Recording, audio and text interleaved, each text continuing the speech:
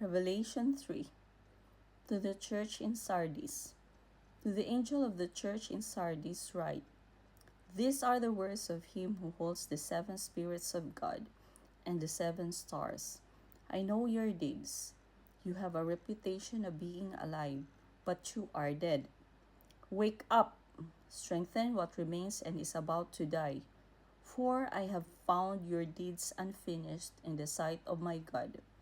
Remember, therefore, what you have received and heard, hold it fast, and repent. But if you do not wake up, I will come like a thief, and you will not know at what time I will come to you. Yet you have a few people in Sardis who have not soiled their clothes.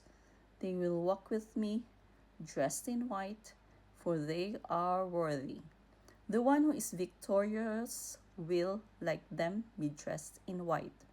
I will never blot out the name of that person from the book of life, but will acknowledge that name before my Father and his angels. Whoever has ears, let them hear what the Spirit says to the churches. To the church in Philadelphia, to the angel of the church in Philadelphia, write, These are the words of him who is holy and true, who holds the key of David. What he opens, no one can shut, and what he shuts, no one can open. I know your deeds. See, I have placed before you an open door that no one can shut. I know that you have little strength, yet you have kept my word and have not denied my name. I will make those who are of the synagogue of Satan, who claim to be Jews though they are not, but are liars.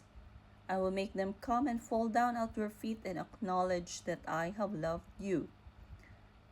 Since you have kept my command to endure patiently, I will also keep you from the hour of trial that is going to come on the whole world to test the inhabitants of the earth. I am coming soon. Hold on to what you have, so that no one will take your crown. The one who is victorious, I will make a pillar in the temple of my God. Never again will they leave it.